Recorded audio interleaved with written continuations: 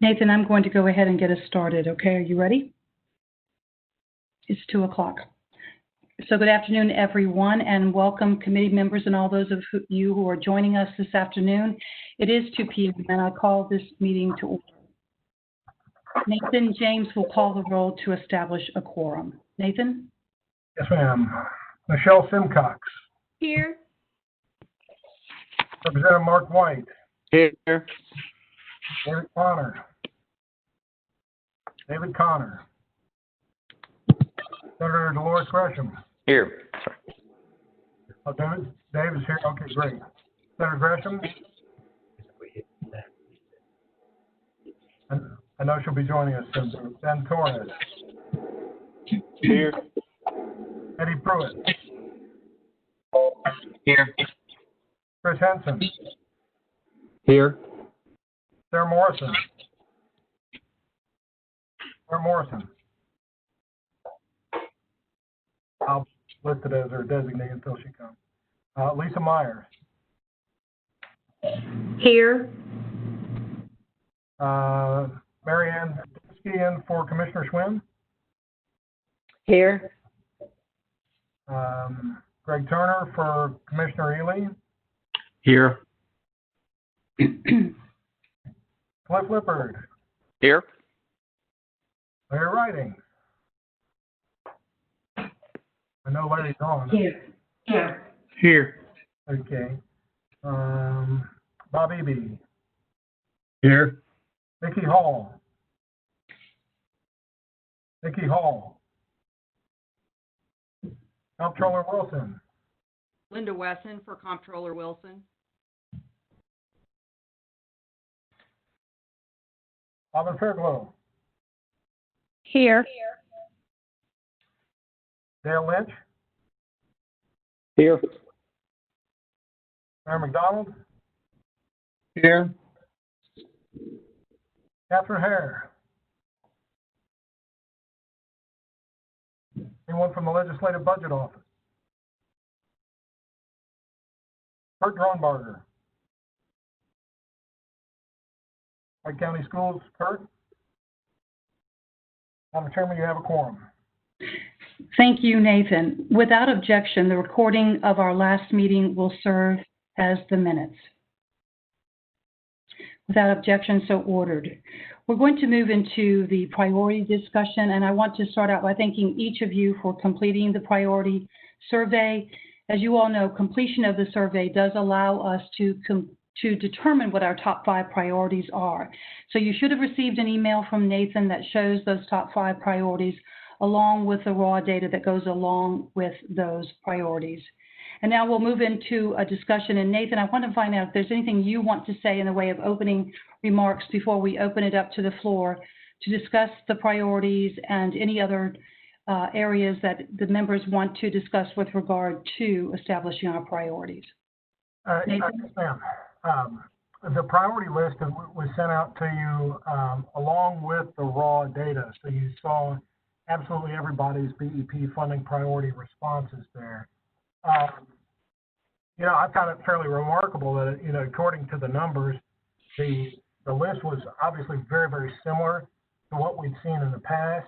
I know Larry's on, and I got a call from Larry. He had gone over it with a number of different districts who all seemed quite in line with that. Now, one of the things that Bob Eby had asked us to do was to take a look and put forward if any priority kind of showed up as would be a 6th one, and there was no clear winner on that. There was everything on there from BEP hold harmless provisions, which I know Jill Lynch wants to bring forward and discuss, as well as early childhood literacy. And,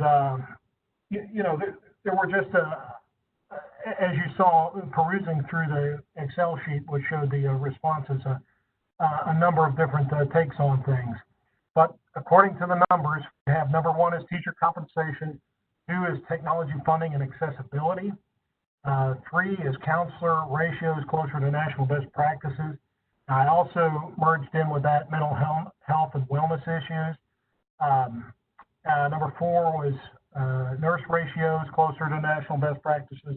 And number 5 was an area where we've had some wins before, and that was RTI and the inclusion of the RTI into the funding formula. With that, I know I've had a conversation with Dale, and he wants to make some remarks about some of that. But Madam Chairman, what I would suggest is that we recognize any member that wishes to address these matters.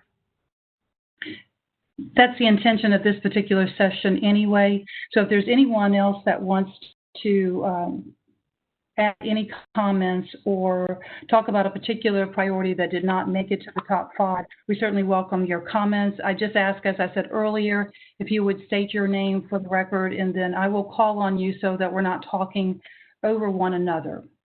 Is there anything that anyone wants to add before we turn it over to Dale Lynch for his comments?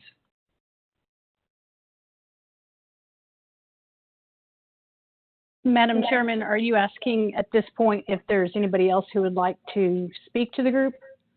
Yes, with regard to the priority list, because once we conclude the discussion of the priorities, then we will take a vote to agree to accept the top 5 or anything new that would come from this discussion. And for some reason, I have an echo. Can you all hear the echo?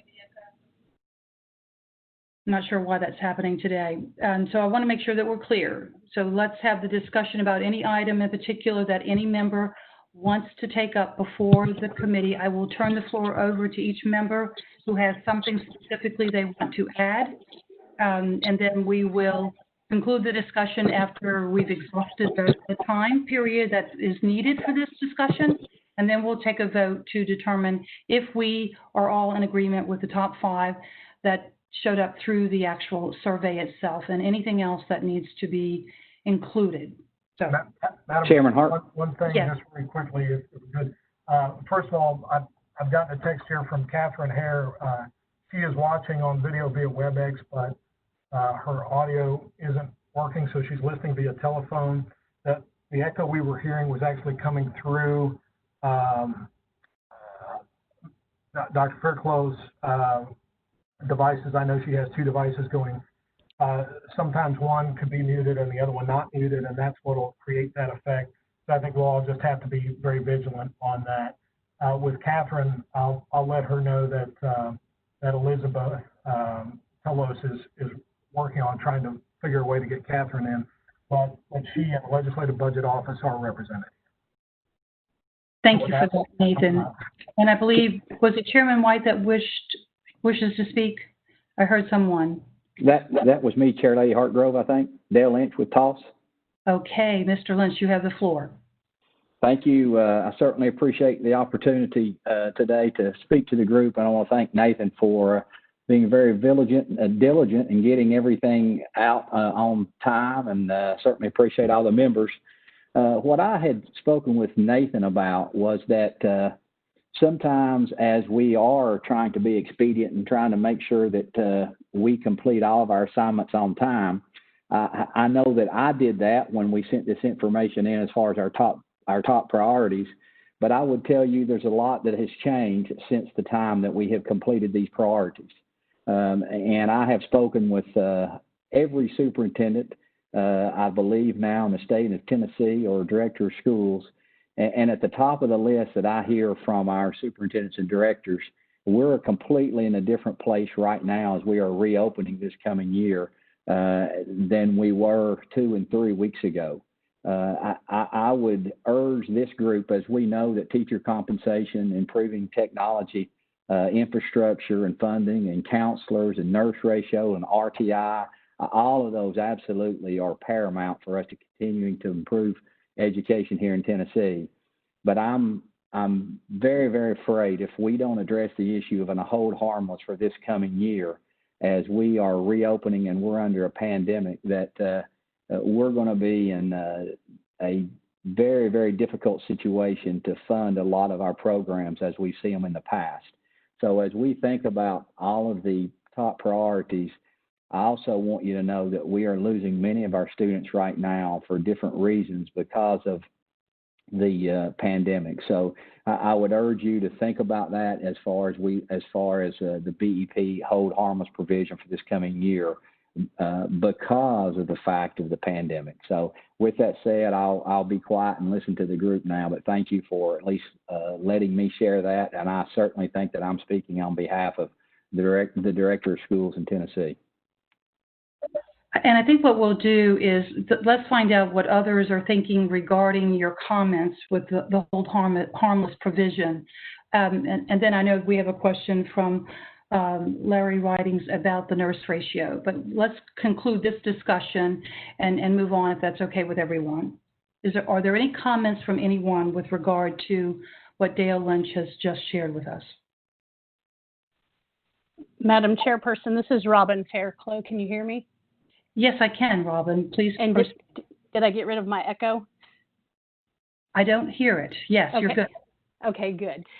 So I just wanted to say that is exactly what I was asking to get clarification on, because in speaking with directors of special education, obviously our first priority initially was in looking at the BEP funding ratios for students with disabilities. But given the situation that we're in right now and everything that districts are having to address, the impact on the BEP formula on students with disabilities as well as with the whole population cannot be ignored. So going to what Mr. Lynch was saying is that having some sort of hold harmless, because even the ways that we're providing services is impacting how we are funded for students with disabilities. So even if we leave everything as is in the BEP funding formula for students with disabilities, the impact on enrollment right now and students moving to homeschool and students transferring around and the virtual education is going to have a huge impact. And so special ed directors in our discussion said, you know what, we don't even want to look at how we fund students with disabilities right now. That's for next year, the year after, whatever. But we've got to look at this hold harmless, that's something that will at least keep us intact for another year until we can kind of right this ship and get back on track with our numbers and who we're serving and how we're serving. So I just want to speak up on behalf of special ed directors and say that we 100% agree with what Mr. Lynch was saying. Thank you so much for those comments, Robin. Your last name is pronounced Fairclough. You and I have spoken before, and I don't want to mispronounce your name. It is Fairclough, correct? Fairclough. Fairclough. Thank you for that clarification. Well, thank you so much for those comments, and I do want to find out if there's anything else from other members that they want to add to this discussion. Yes, Madam Chair, this is Chris Henson. Can you hear me? Yes, I can. Please proceed. Thank you so much. I also want to speak in support of the TOS recommendation as it relates to holding harmless in these very unusual times. I also wanted to say that I was glad to hear the governor and the commissioner both speak about the mental health services that are provided by schools and speak in support of enhancing those particular components in the BEP funding formula, which would include counselors, school psychologists, social workers, as well as nurses. So I was glad to hear an acknowledgement of all of the different services, particularly the mental health services that are provided to students in our schools. Thank you. Yes, Chris, thank you so much for adding those comments. Any other comments from other members? These are all incredibly important. Madam Chair, this is Bob. Go ahead. Who was first? I'm sorry. Go ahead, Bob. Yeah, Madam Chair, this is Bob Eby. Yes, I'm very interested in the hold harmless. I guess I would just like to understand a little more about, what specifically we're talking about how to do that. Is it following in what the legislature just passed, or if we could have more details about it? the way that I view it, this is just my opinion, and I certainly would look to Chairman White if he has any insight as being chairman of the House Education Committee. I don't want to put him on the spot. I would think that we would certainly include language in our letter to the governor, as well as to the Commissioner of Education and Finance and Administration, putting language in that we agree is appropriate to add in. That's taking a leap right now and assuming that all of our members would be voting in favor of that. And so, Dale, if you want to add a little bit more to your discussion when you spoke to districts, because it's my understanding when we say hold harmless, so that they are not negatively affected by any expense overruns or any other issues that are caused by this pandemic. And as you said, you mentioned students, and Robin mentioned this too, I believe, students that have left the system, that have gone to homeschooling, private school, other opportunities, and the districts are caught at the 11th hour with this particular situation facing them. But I don't want to put words in your mouth, but No. We would need to come up with language that would be appropriate to add either as a sixth priority or separate language that would be added to the letter to address this with those three entities that I mentioned. Thank you, Chair Lady Hartgrove, and I know that Robin and Chris can probably do a much better job of sharing what our needs are, especially Chris, the number of years as he served as in finance in Tennessee. But I will tell you that, you know, I would urge this group. I know you mentioned having a sixth priority. I would urge this group to have this as priority one. and I certainly think it needs to be at the top of the list. And right now, we're funded on months 2, 3, 6, and 7. And what is going to be happening, and we're all, obviously, you all know we're funded a year behind. So we're going to be looking at next year based on this year's student enrollments on those 4 months. And, you know, we just don't know what's going to be happening in months 2, 3, 6, and 7. We're going to be having kids come in and out of our school system. And this, I think if we look at writing a letter of support for a hold harmless, this does not impact at all. I would not want this to impact negatively at all the school districts that are going to be growing in students, because some of our students will see an increase. But I know many of our districts will not see an increase in student enrollment, but yet they're going to be faced next year and getting a lot of our students back, I think, and trying to staff with a very limited amount of resource for teachers and other support personnel. And so I think looking at based on the months 2, 3, 6, and 7 for this past year, or where we were this past year, actually, I think, Chris, you may help me out here.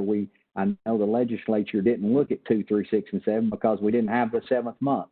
So I think looking at where we were as far as the BEP this past year, and keep that in place for next year for districts, unless they were growing, and then they would use that current student enrollment.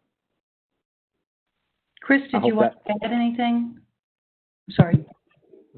No, I'm in agreement with Dr. Lynch that obviously the state used months 2, 3, 6, and 6 this past year based upon everything that was occurring. So there is somewhat of a precedent to make adjustments and revisions as needed. Thank you. Okay. Thank you. Madam Chairman, this is Lisa Myers. Yes, Lisa. I don't have anything to add other than to say I am in agreement that this should be our number one priority, and would love for the committee to consider that. I think that our attendance, which affects our funding, is our number one and most immediate threat to our district finances for us to be able to continue offering the services that we currently offer.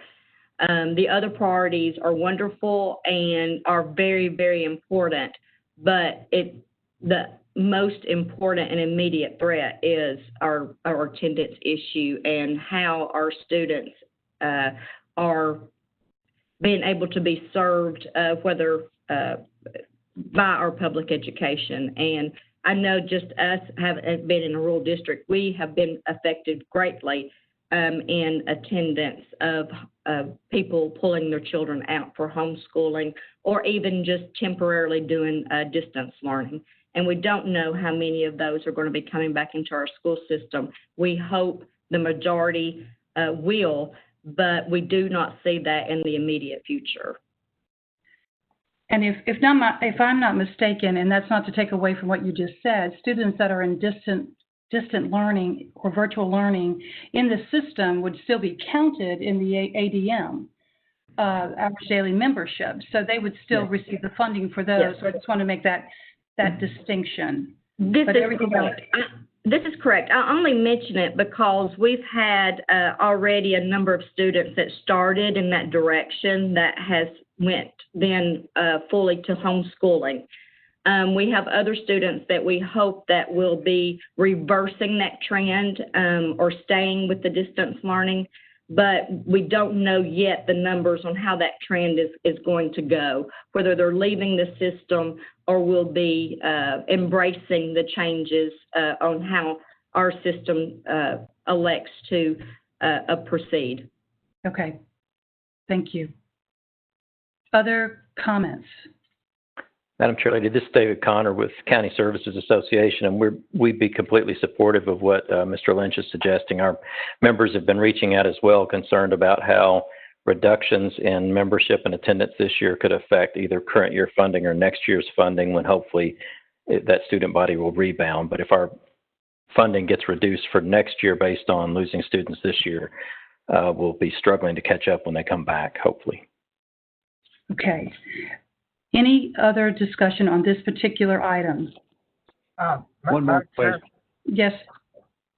Just wanted to ask, are we talking about holding the ADM for FY20 numbers or hold total FY21 BEP funding as the minimum a district would receive in FY22? What exactly are we asking for?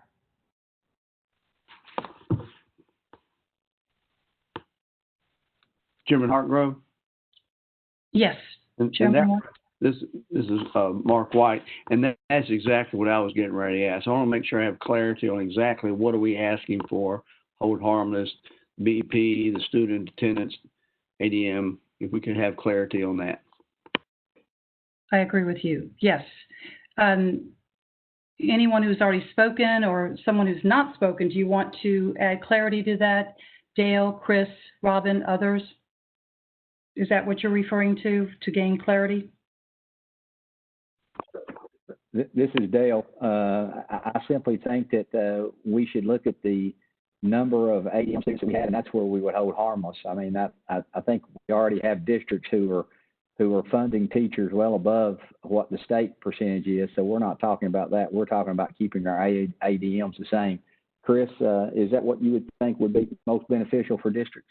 And other directors on here too, I know. Yes, thanks, Dr. Lynch. I'll defer to you and the other directors, but that was my understanding as well. As we look at the current year ADM for months 2, 3, 6, and 7, there's the possibility of having somewhat of a precipitous decline and holding harmless the ADM from the 2019-20 year, if that in fact occurs for this year. Thank you. Thank you. That's what I thought as well. Does that help, Chairman White? Does that help, Chairman White? Yes, we're talking about the 2019-2020. Okay. Very good. Madam Chairman? Yeah. Would you please state your name, because I'm sorry, Madam Chair. I'm sorry. This is Cliff Lippert from Tasker. Yes, I just want to add one additional wrinkle, which is we're going to have to look at how any precipitous decreases in ADM are going to ripple through fiscal capacity, both our fiscal capacity formula and the SEBR formula. Okay. Thank you for adding that, Cliff. Any other points that we need to take into consideration? Madam Chairperson? Yes, and I cannot see everyone, so when you speak, would you please state your name? This is Robin Fairclough again. Yes, Robin. So I would ask also, in addition to what Dale has said from TOS, as far as looking at the district ADM, that you would also, and I don't know if it specifically needs to be stated, but the special ed funding is also based on the students with disabilities ADM. And so I don't know if that needs to be explicitly stated as well, or if that will be captured in the language for the total ADM. But when we fund students with disabilities through the BEP formula, it's based on how many students with disabilities we have at what levels of service they're getting. So the concern is, as students migrate right now to homeschool, if they come back next year, we are going to have to serve them again, and yet we're going to be funded off of the numbers from this year. So I would ask consideration that when you're working on the verbiage of what we're proposing, that we explicitly also outline that that includes students with disabilities funding. And just to clarify for everyone, when the language is drafted, first of all, we have to take a vote and make sure that everyone is on the same page. But the language would be sent to you all. You would have an opportunity to see the letter, or at least the verbiage. And Nathan, I believe we've done that in the past, and so I want to make sure that we are clear on that we do want our members to see the language to ensure that nothing is misunderstood and that it is crystal clear to the receivers of the letter. You know, Madam Chairman, I guess the first sort of conversation that I had on this was yesterday. It might be worth doing just a separate letter, maybe an open-ended letter on this topic, because it seems that there are a lot of mechanics and moving parts to it, and you know, I know there hasn't been a specific motion in terms of this letter, but we could, you know, this almost requires an explanation of exactly what mechanically we're asking for. You know what I'm saying? I do. I do know what you're saying. The other piece of this, though, is if it is determined, and we've heard a number of people that have said that they would support and they would recommend that it become the number one priority, even though it was not noted in the survey because new information has come forward because of the pandemic, and after the opening of schools, the reality is hit with what participation really looks like, or average daily membership.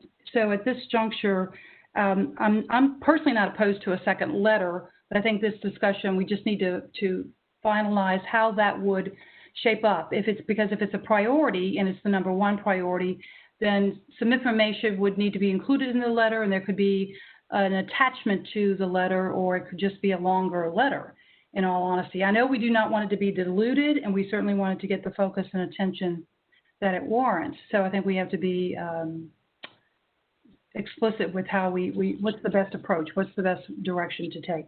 And I welcome other opinions on this. Madam Chair, this is Kurt Drumbarger in White County. To that point, you know, 3 out of the 5 existing priority on the priority list right now are dependent on that ADM. And so, I mean, even if you change the counselor and nurse ratios and even the RTI funding, it's all based on ADM. So it'd almost be an exercise in futility to change those. And then if everybody's ADM drops, then you're still not going to see any benefit from that, or there's possibility that a district may not see benefit from that. So I think that in itself speaks to the reason why this needs to go to priority 1. And you also talk about ADTs, you talk about transportation, that we're funded that way as well. And we have significantly lower numbers right now transporting on buses, not only because we have limited numbers going to homeschool, but some folks just don't want to be on the buses. So I think that's what we're talking about here, and that speaks to Dale's point that everything is dependent on these ADM numbers, these ADT numbers, and I think that's why it needs to go to priority 1 and something that would be included in the correspondence when we send out for more information or an explanation letter to constituents. Thank Madam you. Chair, this is Yes. Bob. Madam Chair, Yeah. Madam Chair, this is Dolores Gresham. Can you hear me? Yes, I can. Chairman Gresham, please proceed. Thank you, Madam Chair. I just wanted to add the comment, and I appreciate the discussion we've had. You may remember that the governor has fully committed to fully fund the BEP, and this year, regardless of what the pandemic what the effects of the pandemic may be. So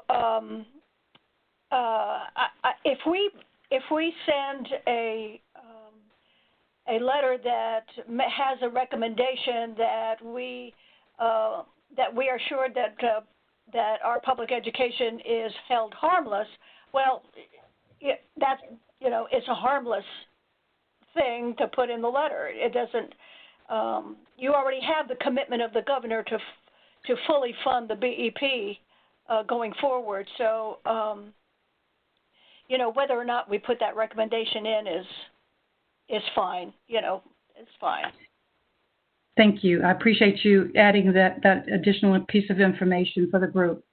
Madam Chair, Bob Eby. Yes, Bob Eby. I'm still trying to understand kind of the process. I understand what we're saying is the ADM would hold harmless. So I think what we're saying is that it would not be less than what, say, the average daily membership is for 2019, 2020. I also understand that the goal is to try to encourage those who go to homeschool to bring back next year. So if you're in a growth area, what are we saying? Are we saying that it will be, I'm just trying to figure out what our recommendation, if you're in an area that is growing and grows beyond what you lose in homeschool, then you're no less than what you have, plus you get the growth. Is that what we're saying? I'm just trying to understand the process. Bob, this is Dale. May I speak, Sure. Chairman? Yes, you can, please. I think you're exactly right. I mean, for those districts that are gaining enrollment, I think we would use their ADM for months 2, 3, 6, and 7. But for those that saw a decline, we would use this past year's ADM. And as far as the governor fully funding our BEP program, we're certainly appreciative of that, but that doesn't do anything when we have a decrease of enrollment in school districts and ADM under a pandemic. Thanks, Dale. I just wanted to clarify that was what the intent was. Thanks. Madam Chairman, this is David Connor. I typed some suggested language into the chat if people can see it, just to kind of see if that's an idea of the type of language we may be thinking about. So, David, would you read it for the group? Because mine seems to have cut off, if you don't mind. Okay.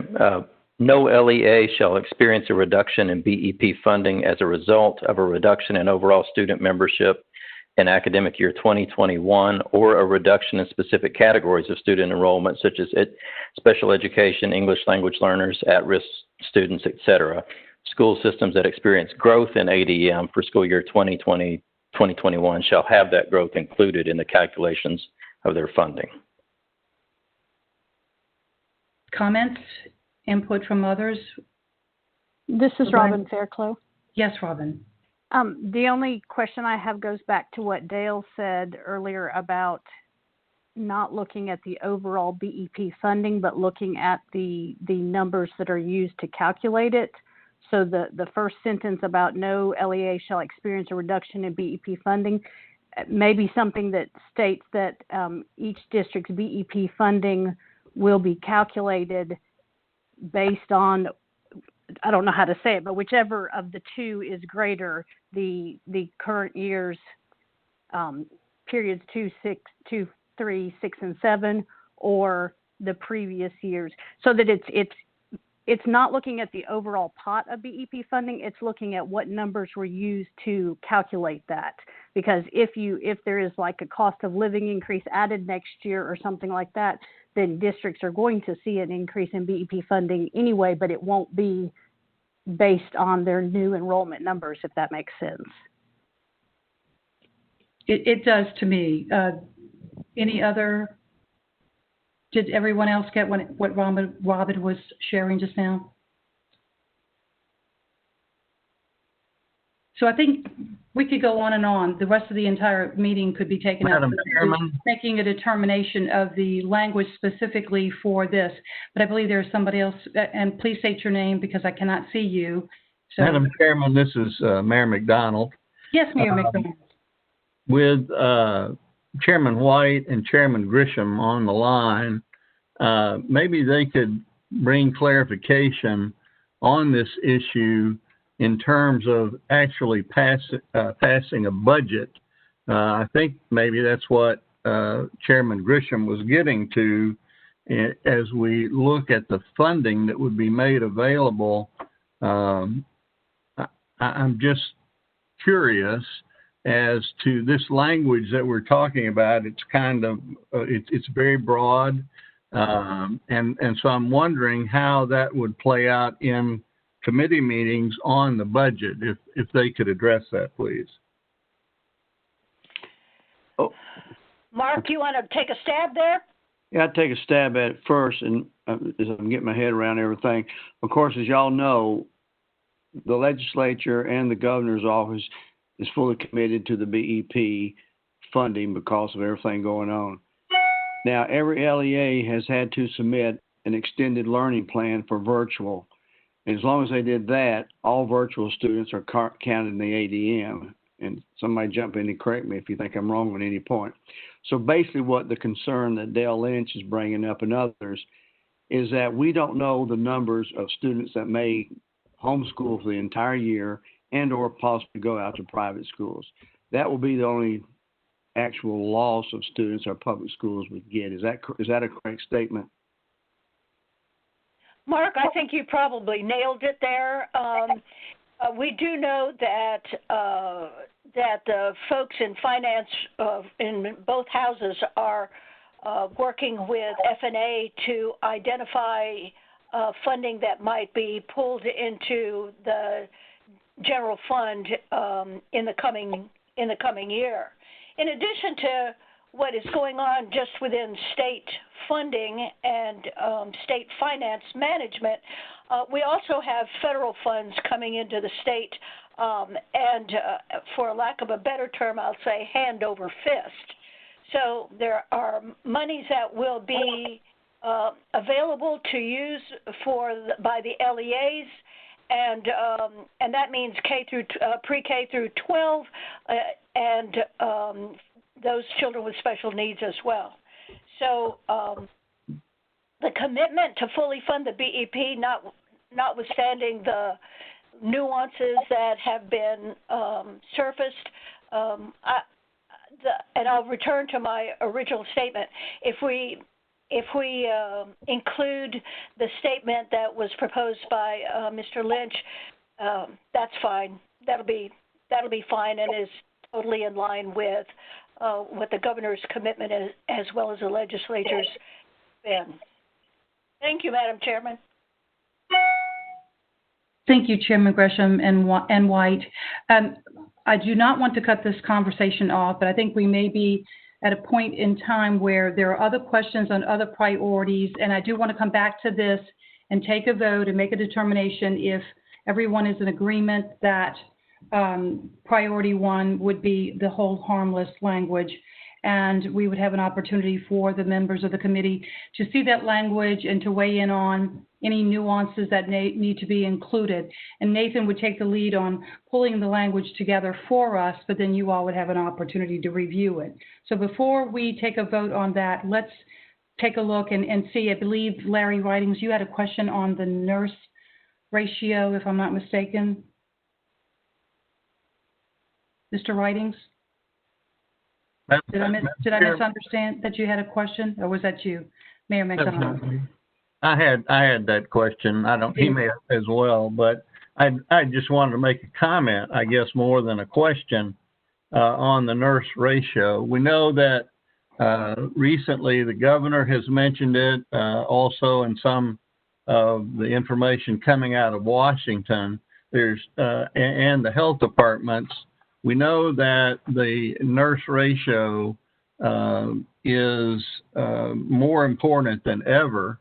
And so I think pushing the nurse ratio in, especially in conjunction with the pandemic, we already had a nurse ratio issue, but with the pandemic and the concern each child would have, and the ability for a volunteer parent who wasn't an RN to be able to help a child and determine if that child should be sent home, It just, to me, particularly in this time that we're in, the nurse ratio should be easy to understand why it should be beefed up to meet the needs that we find ourselves in this day and time. Thank you.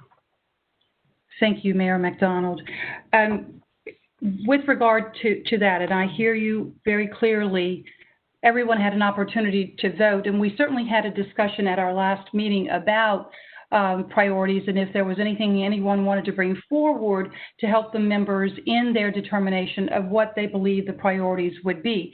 So with that being said, we'll need to come back and address your recommendation that the nurses be raised to a higher level on the priority list, because that's now another altering of the priority list, and we can certainly take that under consideration with the vote of the committee to make a determination if any other members would want to move that item further up in the list, because the survey, of course, was taken several weeks ago when we were in the throes of the pandemic, and we were certainly aware that we had a challenge with the nurse ratio at that time. So we just need to further discuss. Yes. Madam Chairman, I'm not looking to move it. Oh, you're not? I thought you wanted to move it in priority. No, ma'am. I'm just saying that there is even more evidence from many different sources for the need for our systems and our schools throughout the state to have more nurses. So we have even more fuel, even if we leave it at number 4, which I'm fine with. We have more information today than we did when this survey went out. We have more information today about that need than we did at that time. Thank you. Thank you. I appreciate that. Are there any other comments from any other members? Chairman Hargrove? Yes, Chairman White. For my information, I would like someone to give me input on how you feel about number 2, technology funding and accessibility. Where are we? This is a big one with the virtual education now. Could anyone just kind of weigh in on how you feel about where we are on that? Chairman White, this is Dale Lynch from Tulsa again, and I may let the director share with you, but I think what Senator Gresham said earlier about federal funding is spot on, but I also know with federal funding, there's a whole lot of strings attached. Our commissioners shared that with directors on a regular basis, but I think that's where we can use a lot of our CARES Act, our CARES funding plus other federal funding that's coming. And I certainly know how important that is, but I think that is where we're able to use some of that federal funding, Chairman White. Excellent. That was, I agree. Other comments from anyone else on that topic? Yes, this is Kurt Drumbarger in White County again, and I think I meet with the Upper Cumberland directors weekly right now, and a lot of the CARES Act money has gone towards that technology. But I can tell you that now that just as we're learning, everything changes in a matter of weeks. As we've begun school, we're realizing that a lot of that money's having to be shifted into substitutes and teachers categories to make up that difference there. So to the point, I can see where there would be needed to be some monies added into technology category, because what we originally thought was going to go into technology is now going to have to be used for personnel. There was no way of knowing how many of your faculty and staff were going to be affected by this and be on quarantines for 14 days at a time. And so we're all seeing that. So the conversation now is we're all making budget amendments and shifting those funds into personnel. And so that technology money we thought was going to be there may not be in the end.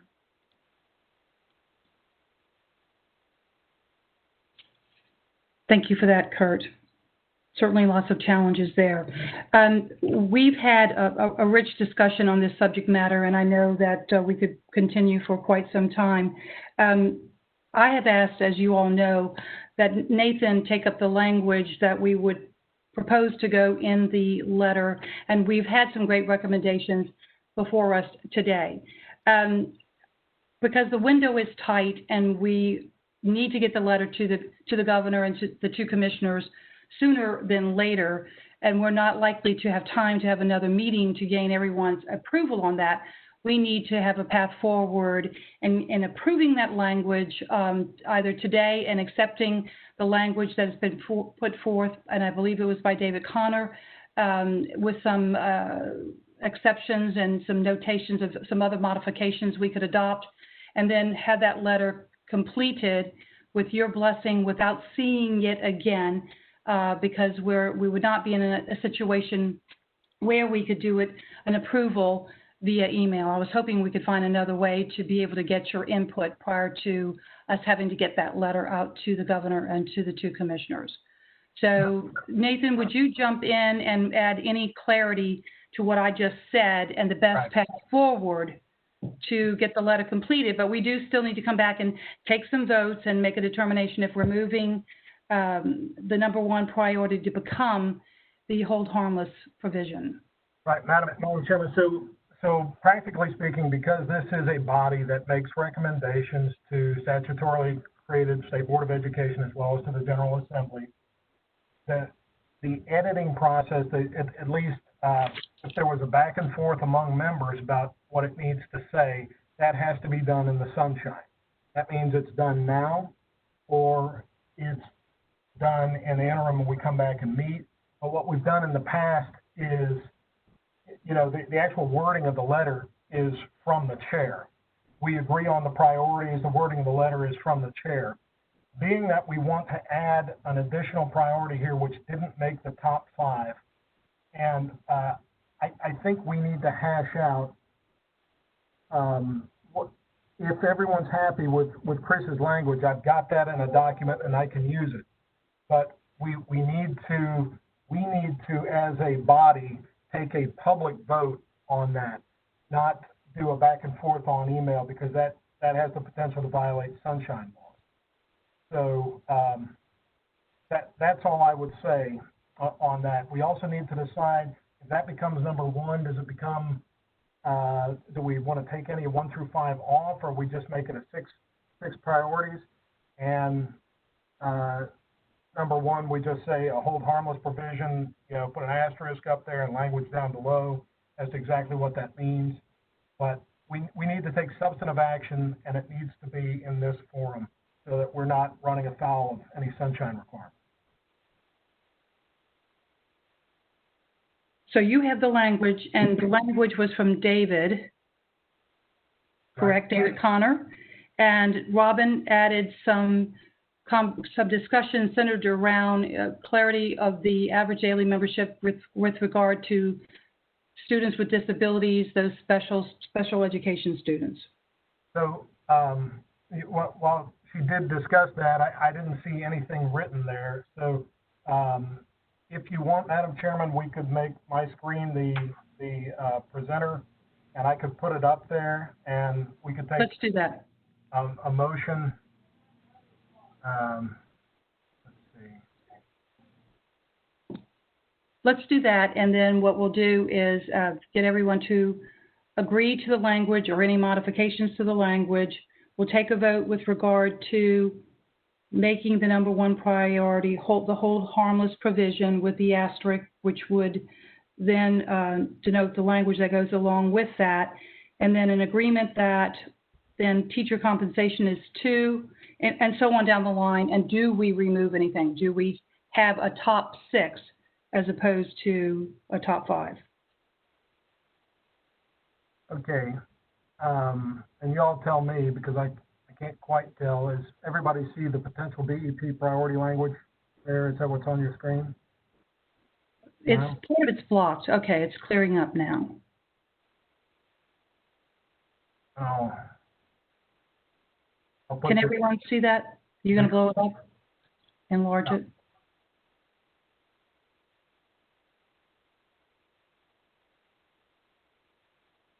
So, Madam Chair, Bob Eby.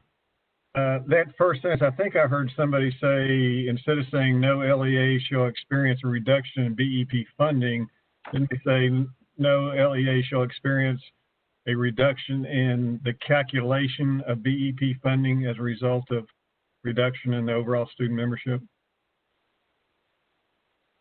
I believe that's correct. I believe that was Robin. Yes, Madam Chair, this is Robin.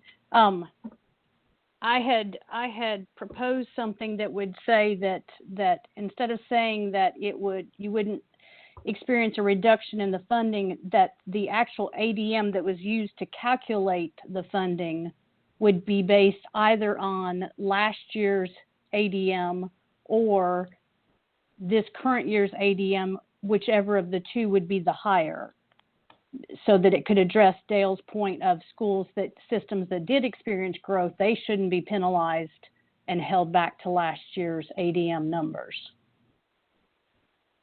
So Are you capturing that, Nathan? I don't know exactly where she wants that. Is that, and you're on a telephone, right? It's not something you could type and send out, right? I'm on a telephone and an iPad and trying to get on the internet, but it's not working. So what I'd said is that the ADM numbers used to determine BEP funding for the 21-22 school year would be based upon whichever is greater. Period. So our expert on this is Marianne Dursky. Marianne, can you address this? Yes, thank you. This is Marianne. I think the way I'm reading what is written there does that. The funding won't be reduced either as an overall calculation or because of a reduction in certain categories of student enrollment, which to me means we would look at all of the categories of student enrollment and make sure that we were using the larger or the greater of FY20 or FY21 enrollment.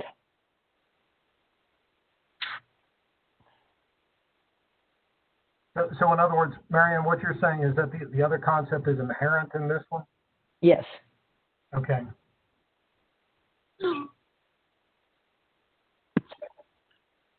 One other comment, Chairman. This is Mark White. Yes, Chairman White.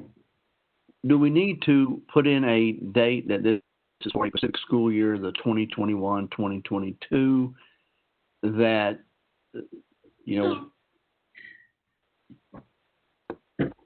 don't know what the numbers will be in 2021, 2020, 2021. So we're basically talking about for the BEP funding calculation for the 2021-2022 school year. If not, I think we're leaving it open-ended, and that's maybe a little dangerous. Directors of schools, I believe that what Chairman White is saying is correct, because we're in the 2021 school year. I would agree with Chairman White. This is Dale Lynch from TOS. We're not wanting this hold harmless. We're not talking about this inevitably. We're just talking about during this pandemic year. So again, that's what I would. That's what I totally agree with Chairman White. So the years should be changed in this language. No. No. Don't change the 2020, 2021. That's what we're basing things off of. We just don't want to extend this past the 2022 school year. Is what I'm Understood. saying. Madam Chair, Bobby, I think you can do that just by the very beginning. No LEA shall experience a reduction in the calculation of the 2021-2022 BEP funding as a result of the reduction.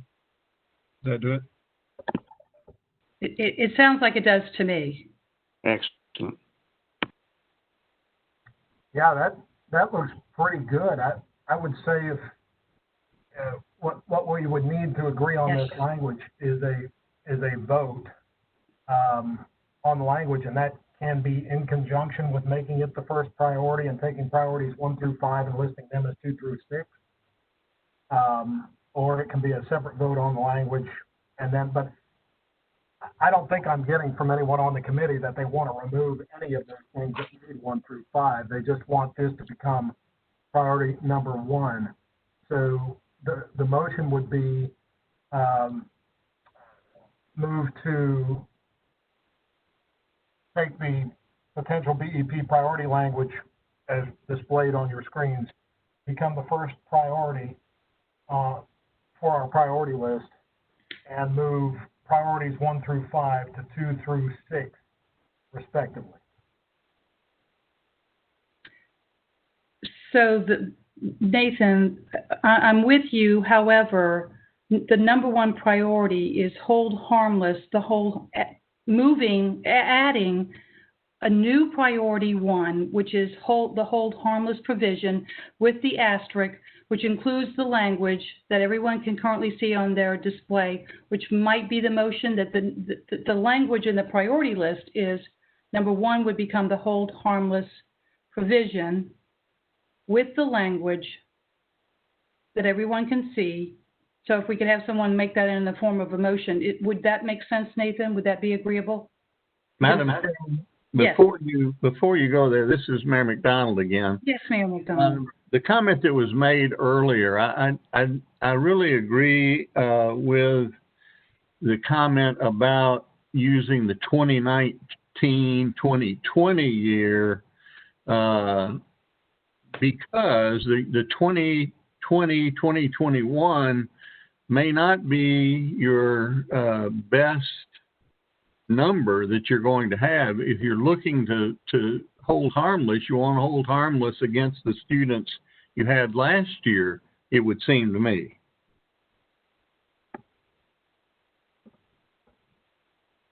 Any other?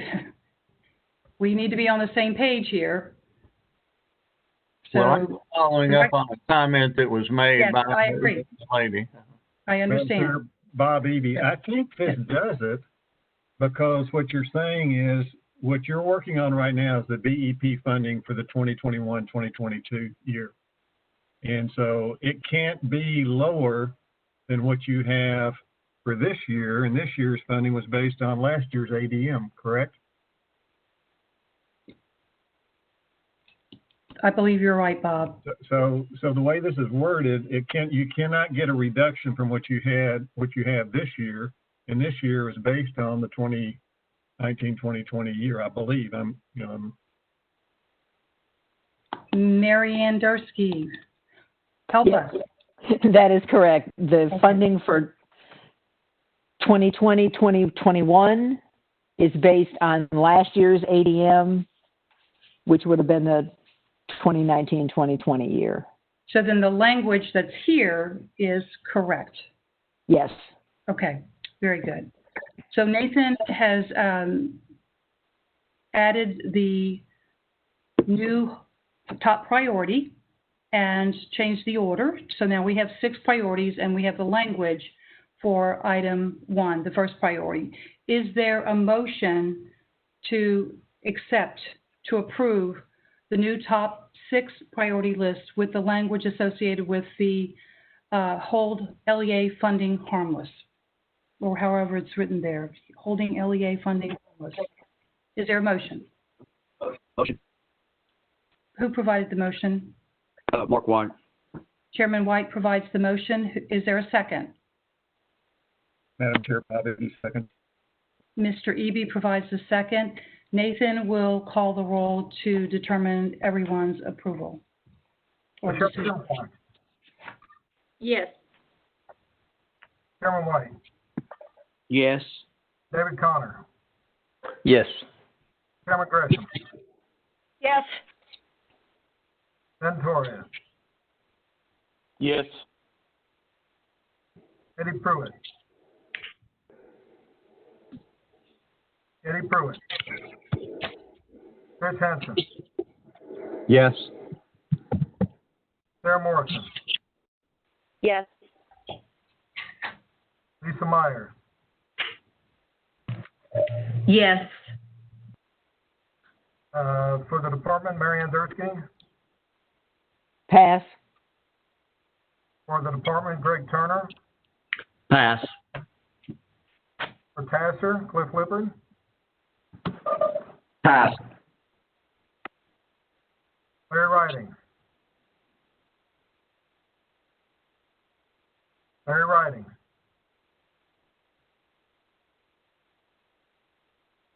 Bob Eby.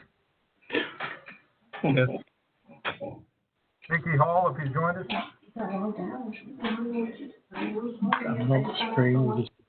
Mickey Hall. Linda Wesson. Ass. Baba Fairclough. Yes. Mayor Lynch, Yes. Mayor McDonald, Yes. Catherine Hare, Pass. Kurt Dronebarger, Yes.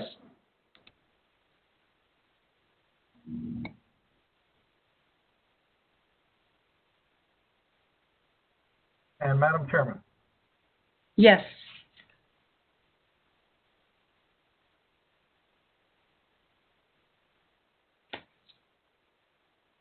I think he's doing it. The motion passed. Thank you, Nathan. Thank you, everyone. I think this was a great discussion. I know it took a lot of time, but it was incredibly important to conclude this today. So we're going to move on now, and I do need to go back to Nathan to read the statement of necessity. I neglected to do that earlier in the agenda. So we'll have him do the statement of necessity.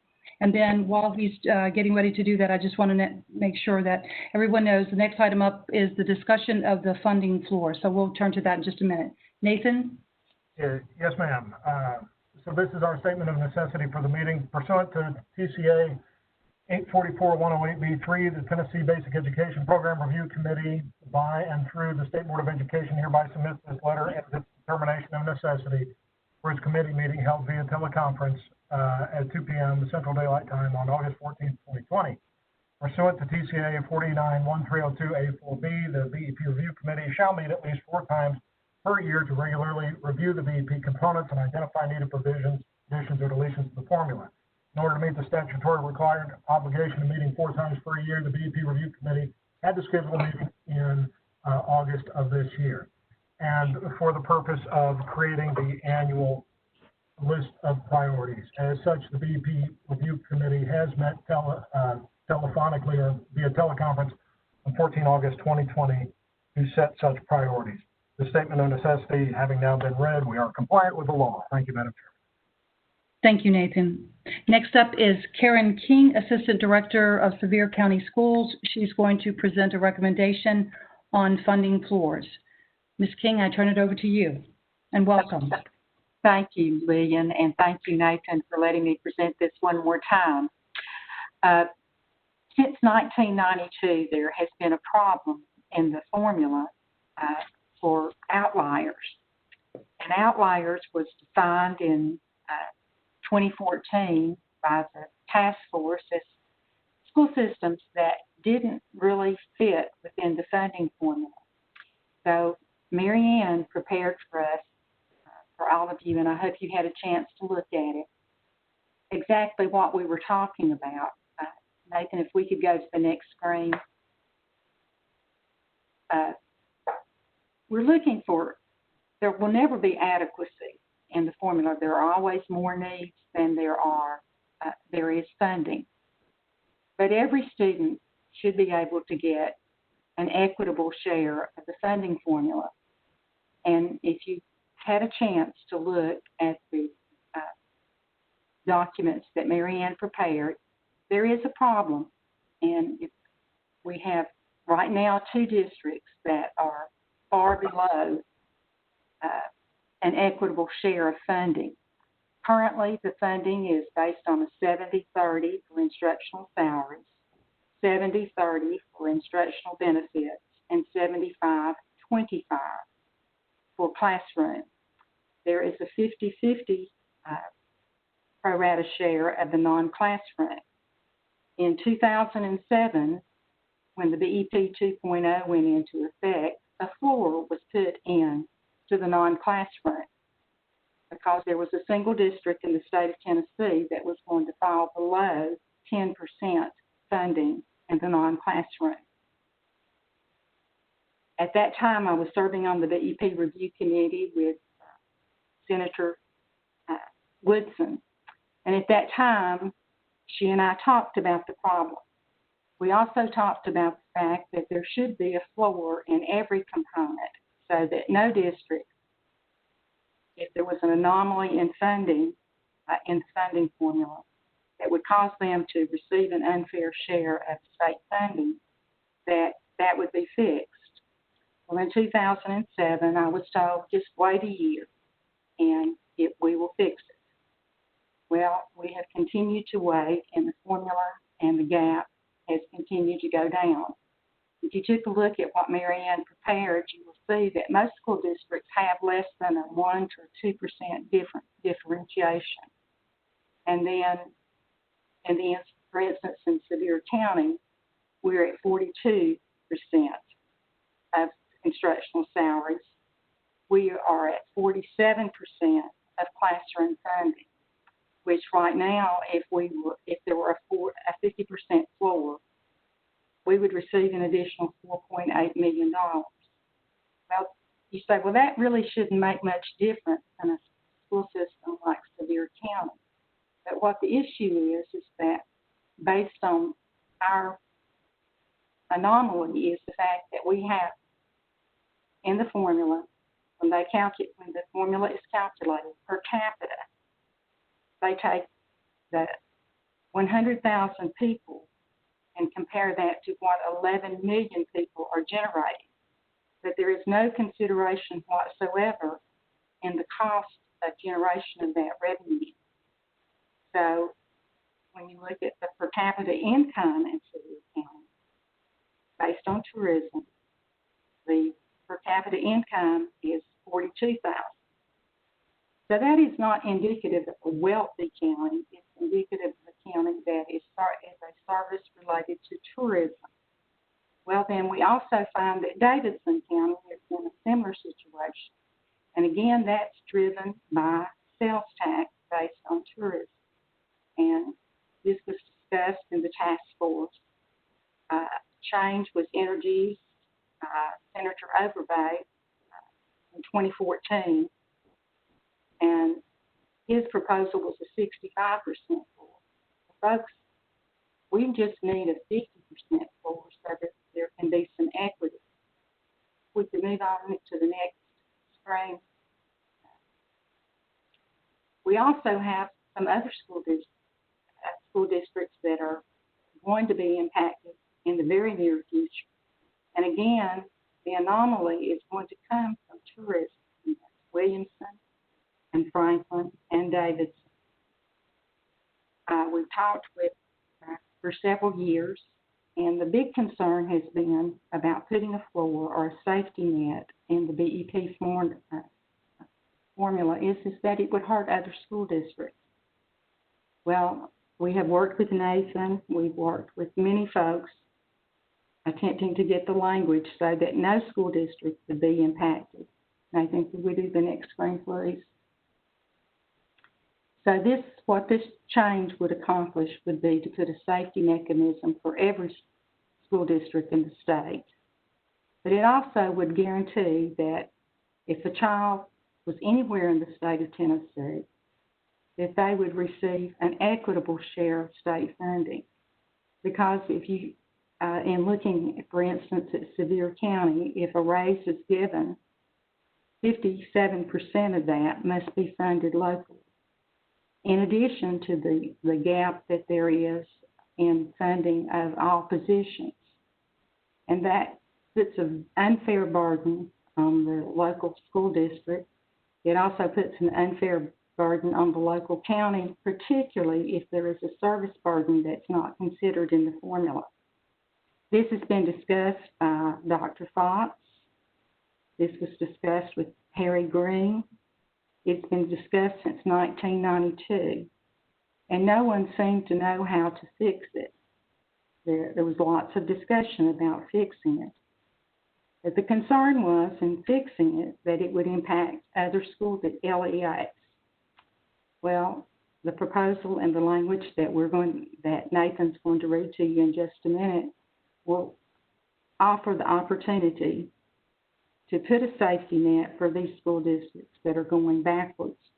And I will give you, for example, that right now in Sevier County, the per capita the BEP funding per student. And again, I'm no longer on the committee, but for 16 years I did serve on the committee.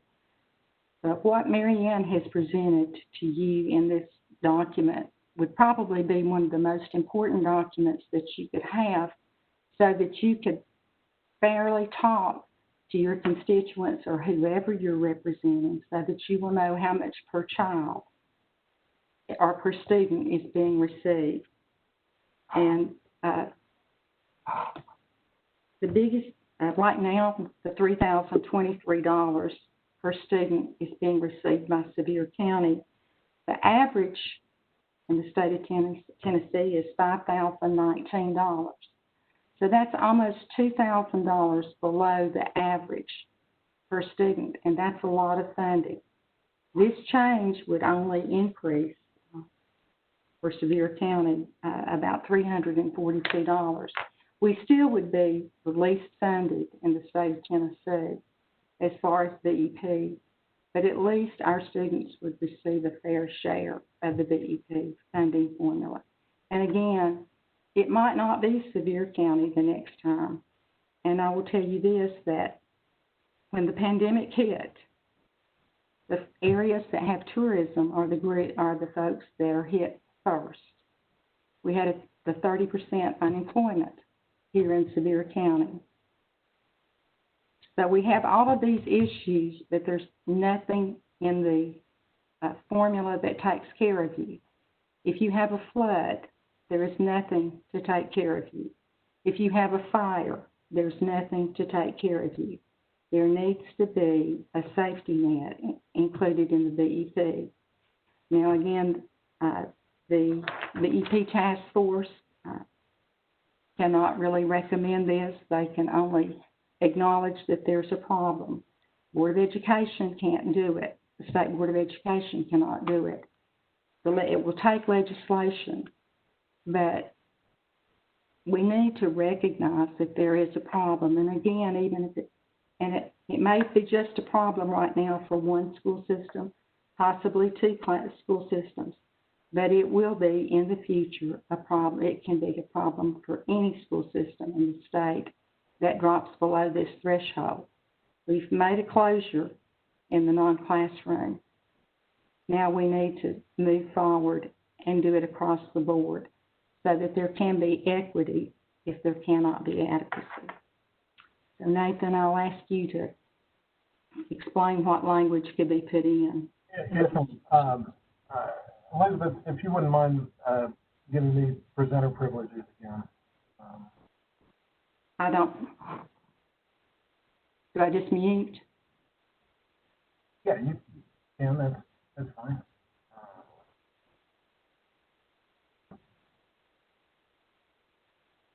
I can't see. Do you see BEP Review Committee statement of acknowledgement on your screen?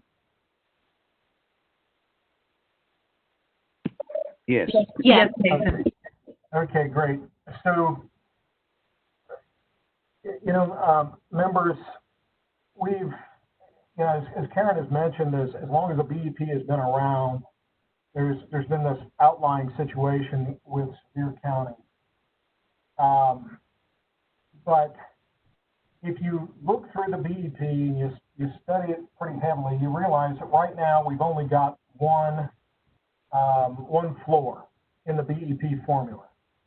And that exists from a statutory change that was made in 2007 in a TCA 49.307A12. So we were looking at this thing, and I said, I think the appropriate interpretation is that because the legislature created the only floor that's there, that it was their intention to occupy the field on the creation of floors. So what we're suggesting is that we adopt this BEP Review Committee Statement of Acknowledgement. The BEP Review Committee recommends adding a 50% floor for the classroom, instructional benefits, and instructional salaries components of the BEP funding formula to ensure no school system will receive less than 50% state funding in those categories. By recommending these new floors, the BEP Review Committee further recognizes that as a result of TCA 49.30307A12, which includes a floor of 25% for non-classroom components, this recommendation can only be enacted through legislation. We further recognize that no school system could be adversely affected by the establishment of these floors. Now, why is this different than any other opportunity that we've had in the past? Well,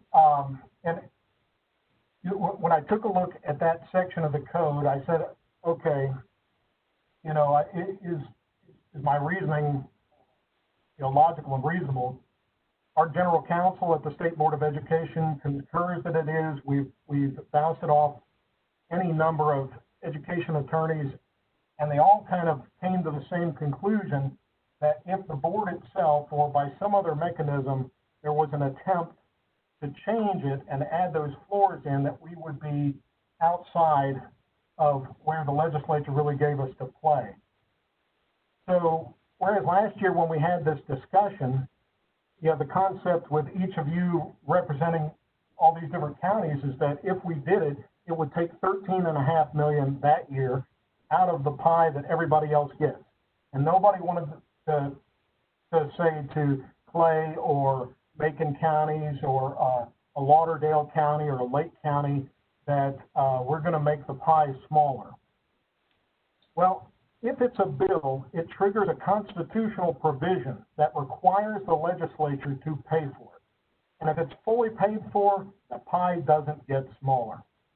So what's different about this approach is these past discussions were predicated on the adoption of these floors by the State Board of Education. Now it's clear that since the only funding floor in the BEP is specifically in statute, the only way a new one could be created would be the same way. So whether that was part of an administration bill or a bill brought by Sevier County or Davidson County delegations, the fiscal note process would be followed. And that means that the bill could not pass, and thus funding floors could not be enacted unless they were funded. The net effect is that there is now no chance that other systems would get less as a result of this change. And that's the first time, really, in 30 years that it's come to that place.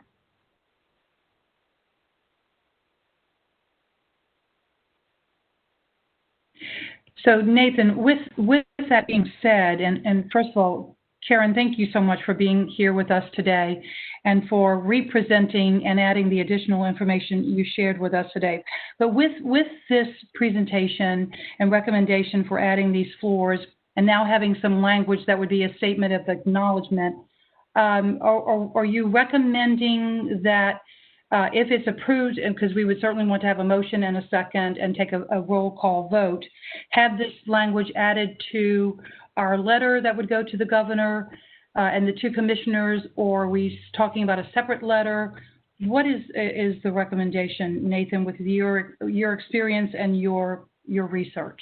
Should it be added to our regular letter or an additional letter?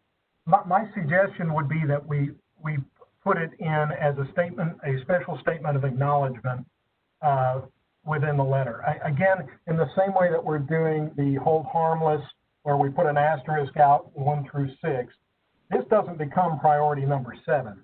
It becomes a special statement of acknowledgement, and it gets included in that letter because this way it's clear not only to the commissioners of FNA and to the governor, but really to the legislative branch that there is a way forward on this. After we would adopt a statement like this, really it gives it to the legislative branch or to the administration or whoever is involved in that process, but the path forward is always clear. So I would recommend it gets included in the letter as a special statement that goes after the priorities separately.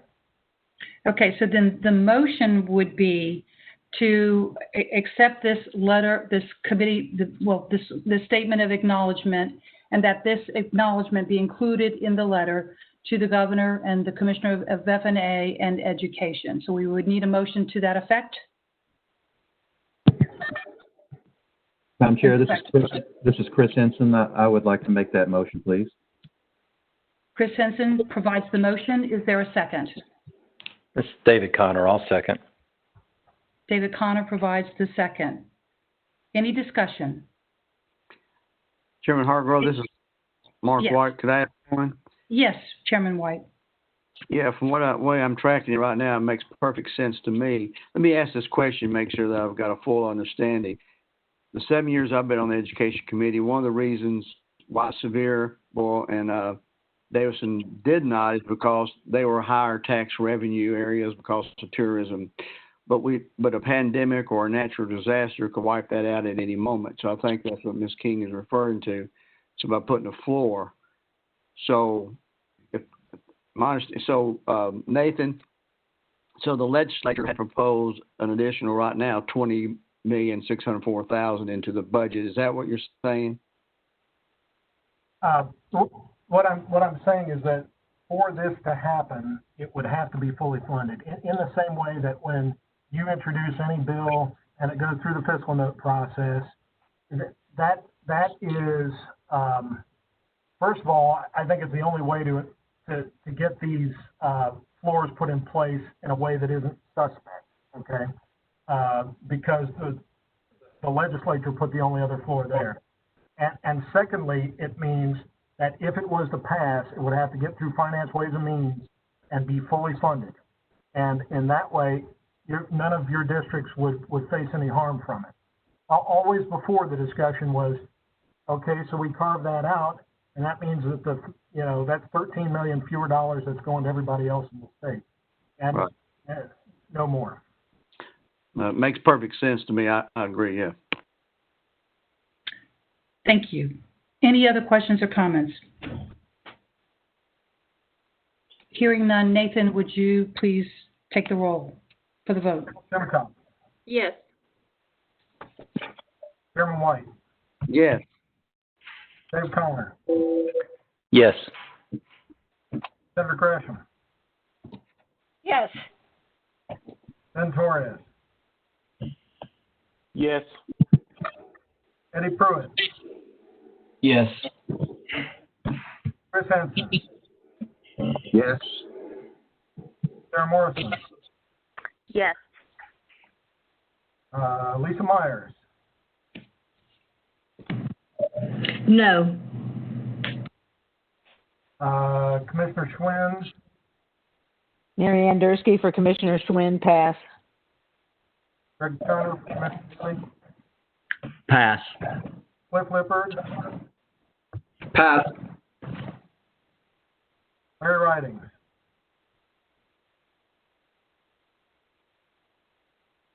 Is Larry gone? Bob Beebe. Yes. Nikki Hall. Linda Wesson. Pass. Robin Fairclough. Yes. Dale Lynch.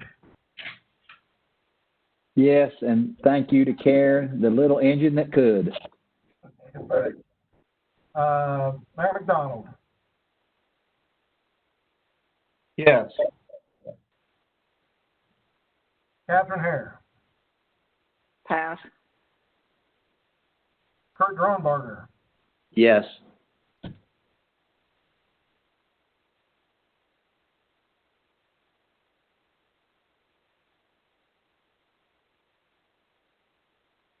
Nathan, do I get to vote? Madam Chairman, yes, ma'am. Yes. Madam Chairman, with that, you have 15 ayes, 1 no, and 4 passes. The motion is agreed to. So the ayes have it, and the motion is approved. Karen, congratulations. Your hard work and due diligence has certainly paid off. I am certainly personally thrilled with this outcome, and you are welcome to say any closing remarks before you head out. Thank you, Lillian, and thank you, committee. We appreciate it greatly. Well, thank you for your hard work and perseverance. As Dale said, it's so true. Thank you for holding us up for moving forward with getting some action and not having to continue to wait for 10 or 15 or 20 more years.